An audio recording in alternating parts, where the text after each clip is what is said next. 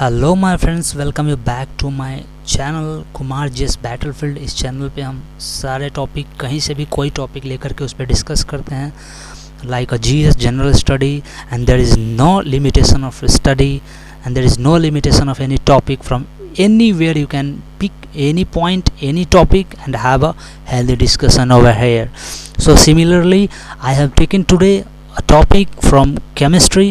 It's called pasteurization. So in this video we are going to learn about pasteurization. What is pasteurization? ये होता क्यों है, क्यों करते हैं और इससे क्या फ़ायदे हैं, ये सारी चीज़ों के बारे में हम डिस्कस करेंगे। गाइस, जनरली एग्जांपल के तौर पे हम ले लें, आजकल क्या होता है, जो हम मिल्क लाते हैं, टोल्ड मिल्क, या जो भी बेकरीज वगैरह से जो ब्रेड वगैरह लाते हैं और डेयरी से क्रीम वगैरह लाते हैं, चीज़, बटर, मिल्क, हनी एट्सेट्रा, जो भी चीज़ खरीद रहे हैं जो पैकेट में आता है, वो सभी इतने दिनों तक ऐसे सुरक्षित क्यों रहता है? आपने सोचा है? जैसे कि घर पे यदि हम दूध भैंस से निकालते हैं तो तुरंत अगर 2 दिन 3 दिन तक फट जाएगा, तुरंत ही ख़राब हो जाएगा। उसके बाद खूब वो करेगा आपके पापा मम्मी आपको, ठीक है, अच्छा से कुटैया हो जाएगा आपका। तो सोचे हैं कि घर पे कुटैया हो जाता है तुरंत और दुकान से हम इतने दिनों के बाद भी वो चीज़ लाते हैं और वो ख़राब नहीं होता है, वो सील्ड पैक होता है, प्लास्टिक में पैक्ड होता है, वो सब कैसे इतने दिनों तक टिकता है? Guys, here is the answer for that. यहाँ पे इसका आंसर आपको मिलेगा। ये सब होता है पेस्चराइजेशन के कारण। पेस्चराइजेशन कुछ नहीं है, वही प्रक्रिया है। Pasteurization is only the process, और पेस्चराइज्ड फूड जैसे कि only the process in which we do something like illuminate pathogens. हम क्या करते हैं, पैथोजेंस को इल्यूमिनेट कर देते हैं, जिसके कारण क्या हो, उसका लाइफ जो है एक्सटेंड हो जाता है, काफ़ी दिन तक बढ़ जाता है। यहाँ भी सेम चीज़ है, मैंने बोला था आपको कि डीकम्पोजिशन, किसी भी चीज़ का डिकॉइंग होता है, उसमें फंगल बैक्टीरियल जो होते हैं वो क्या है, एक्टिव होते हैं और उनका रिएक्शन चैन बढ़ते रहता है और उस चीज़ को तुरंत सड़ा देता है या ख़राब कर देता है। तो उसमें क्या है, उसको बोलते हैं हम, इसमें यहाँ पे हम बोलेंगे उसको पैथोजेंस। तो उस पैथोजेंस को क्या करता है, इल्यूमिनेट कर देता है, मीन्स मार देता है, ताकि उसका जो लाइफ है काफ़ी दिन तक बना रहे, वो वैसे ही का वैसे ही काफ़ी दिन तक बना रहेगा। तो नॉर्मल पेस्चराइजेशन मतलब यही होता है। आप मिल्क में भी देखते हैं पेस्चराइज किया जाता है। पेस्चराइज कैसे करते हैं, इसका प्रोसेस, जैसे बहुत सारे प्रोडक्ट्स आते हैं, जैसे फूड प्रोडक्ट्स में ले लीजिए, बटर, चीज़, क्रीम चीज़, सावर योगर्ट, आइसक्रीम, नट्स, ये सारी चीज़ का पेस्चराइज होता है, जो काफ़ी दिन तक ये टिका रहता है और काफ़ी दिन तक दुकान में उपलब्ध रहता है, या हम खरीद के ले जाते हैं तो काफ़ी दिन तक इसको रख भी लेते हैं। जैसे लिक्विड में ले लीजिए, milk, honey, vinegar, fruit juice, lemon juice, cider etcetera. तो ये सारी चीज़ों का पेस्चराइजेशन किया जाता है, okay, to extend their lifes. इनके लाइफ टाइम को, इसको टेनर को बढ़ाने के लिए पेस्चराइजेशन किया जाता है, ओके। ये कैसे किया जाता है अभी उसके बारे में डिस्कस करते हैं now. See guys, there is simple process. यदि एक फ्रेश मिल्क निकालता है ये गौ माता, ये इधर से यदि काउस गिवस मिल्क, यहाँ से वो डायरेक्ट मिल्क जो फ्रेश मिल्क हम बोलते हैं, फ्रेश मिल्क को क्या होता है, 2 स्टेप से हम गुजारते हैं, जिसमें फर्स्ट स्टेप क्या होता है, उसको हम काफ़ी ज़्यादा हीट कर देते हैं, और दूसरा उसके तुरंत बाद हम काफ़ी ज़्यादा उसको कूल कर देते हैं, उसको ठंडा कर देते हैं। सपोज हम मान लीजिए उसको 72 डिग्री सेल्सियस पे कम समय के लिए 10 सेकंड 15 सेकंड के लिए काफ़ी ज़्यादा हीट कर दिया, और तुरंत उसके बाद उसको 4 डिग्री सेल्सियस पे, उसको 5 डिग्री सेल्सियस पे उसको तुरंत उसको ठंडा कर दिया। तो ये जो प्रोसेस 2 प्रोसेस से होकर के गुजरता है, उसी प्रोसेस को हम पेस्चराइजेशन प्रोसेस कहते हैं। इस प्रोसेस से गुजरने के बाद जो लास्ट में हमें मिलता है उसको पेस्चराइज्ड मिल्क आउट। जैसे यहाँ पे हमने एक एग्जांपल लिया, फ्रेश मिल्क दिया, यहाँ से हीटिंग सेक्शन से गुजर करके गया और उसके बाद कूलिंग सेक्शन से गुजर के गया, बाद में हमें पेस्चराइज्ड मिल्क मिल गया। ये एक सिस्टम में कवर करके, मान लीजिए मैंने यहाँ पे ओपन करके समझाया है, ओके। सो ये पेस्चराइजेशन प्रोसेस होता है। यहाँ पे pasteurization is a process in which placed और नॉन पैक्ड और non packed food are treated with mild heat, usually less than 100 degree Celsius. ज़्यादातर 100 डिग्री सेल्सियस से कम पे ही हीट किया जाता है, to illuminate pathogens and extend self life. I already have told, मैंने पहले ही बताया है कि इसको क्या 100 डिग्री सेल्सियस से जनरली कम पे ज़्यादा हीट कर दिया जाता है और तुरंत उसको ठंडा कर दिया जाता है, जिससे क्या होता है उसमें जो बैक्टीरियल फंगस जो है मीन्स जिसको पैथोजिन कहते हैं, उनका क्या है वो मर जाते हैं और उसके अंदर में उसकी अभिक्रिया, उनका चैन रिएक्शन नहीं बढ़ पाता है आगे, और वो सामान वो लिक्विड क्या है उसका लाइफ बढ़ जाता है, एक्सटेंड हो जाता है, समझे। तो इसी को बोला जाता है पेस्चराइजेशन। ओके, क्या बोला जाता है? पेस्चराइजेशन। यदि हम बात करें पेस्चराइजेशन, एक चीज़ और आपको देखने को मिला होगा कि गांव में छोटे छोटे क्या होता है डेयरी फार्म खुले होते हैं, जहाँ पे छोटे छोटे घर से क्या है 2 लीटर 4 लीटर दूध इकट्ठा करके ले जाते हैं और उनको इकट्ठा वो मेजरमेंट करके एक शीशे की बोतल में दूध डाल करके ऐसे मेजरमेंट करके कुछ और उसके हिसाब से पैसे पेमेंट देता है। आपने सोचा है वो क्या रहता है? वो कुछ नहीं, वो सिंपल सा क्या है, लैक्टोमीटर उसको बोलते हैं।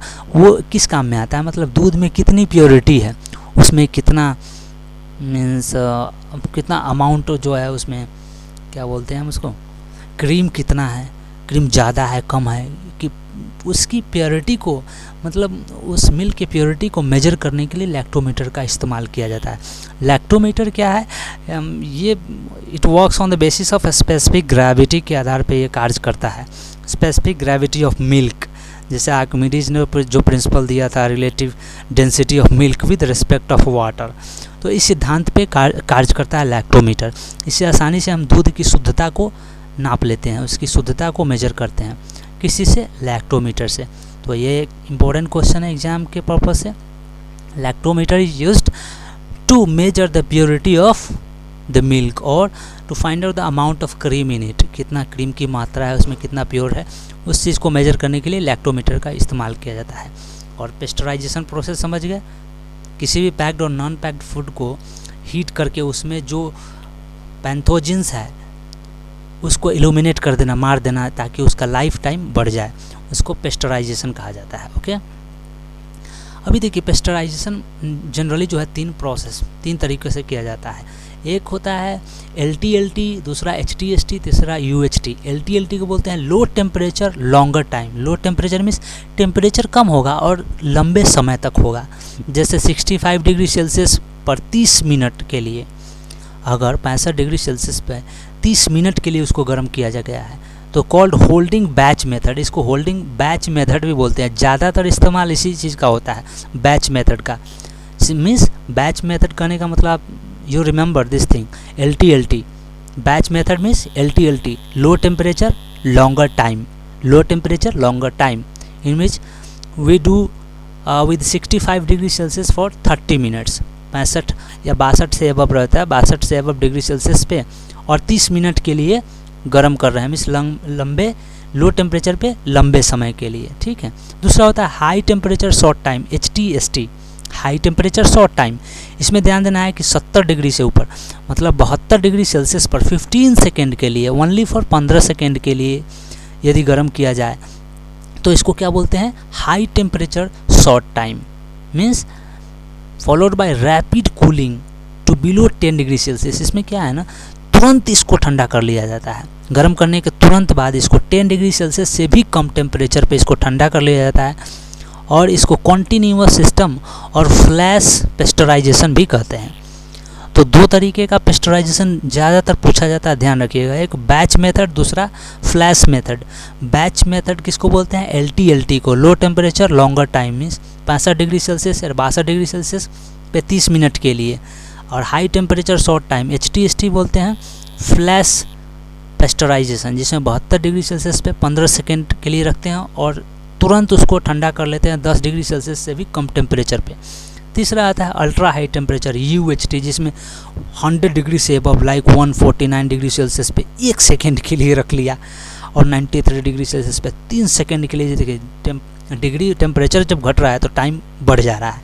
तो अल्ट्रा हाई टेम्परेचर में क्या होता है, 100 डिग्री सेल्सियस से भी ज़्यादा टेम्परेचर पे हीट किया जाता है, लेकिन 1 सेकेंड से या उससे भी कम, या मतलब बहुत कम समय के लिए उसको रखा जाता है, तो उसको बोलते हैं अल्ट्रा हाई टेम्परेचर।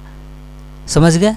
तो बैच टेम्परेचर समझ गए, बैच पेस्चराइजेशन, दूसरा फ्लैश पेस्चराइजेशन, तीसरा ultra high temperature, ultra high temperature pasteurisation. 3 तरीकों में मुख्य रूप से ऊपर वाला 2 है जिसको याद रखना है, जरूरी है एग्जाम के लिए, बैच मेथड, दूसरा flash pasteurisation method. Batch method means LTLT and flash method means HTST, high temperature short time. Okay, so I hope आप सभी को समझ में आ गया पेस्चराइजेशन क्या होता है। जनरली हम मिल्क वगैरह या लिक्विड जो खाने वाली चीज़ें हैं उसको काफ़ी दिन तक अच्छा बनाए रखने के लिए, वो ख़राब ना हो, सड़े नहीं, इसलिए उसका हम पेस्चराइज करते हैं। ओके, इसमें हम क्या करते हैं प्रोसेस में, पेस्चराइजेशन में, कि ज़्यादा हीट करते हैं और फिर उसको कूल कर लेते हैं। 2 तरीके का पेस्चराइजेशन प्रोसेस मैंने बताया। आई होप यू हैव अंडरस्टूड। तो ज़्यादा पेस्चराइज किए हुए चीज़ों को नहीं खाना चाहिए, क्योंकि इसमें जो मेन मिनरल्स और वाइटमिन्स वगैरह है साथ साथ में ये भी ख़त्म हो जाते हैं। अगर ज़्यादा हीट किया जाए तो उसमें जो मिनरल्स है, जो वाइटमिन है, वो भी तो ख़त्म हो जाएगा ना। तो उसको, हालांकि इसको ध्यान में रखा जाता है जब पेस्चराइज किया जाता है, बट फिर भी ये जैसा नॉर्मल फ्रेश हमें मिलता है उस तरीके से हमें उसमें पौष्टिक तत्व नहीं मिल पाएगा। सो हमें ज़्यादातर फ्रेश आइटम्स को ही लेना चाहिए इंस्टेड ऑफ हैविंग ये पेस्चराइज थिंग्स, मीन्स पैक्ड और packed materials. Okay, so I hope you have understood, आप सभी को समझ में आ गया होगा। Till then keep studying guys, and I will see you similarly with the next and new lesson. Keep studying and please subscribe my channel and click on the bell icon for the earlier notification. Guys, thank you. Bye bye.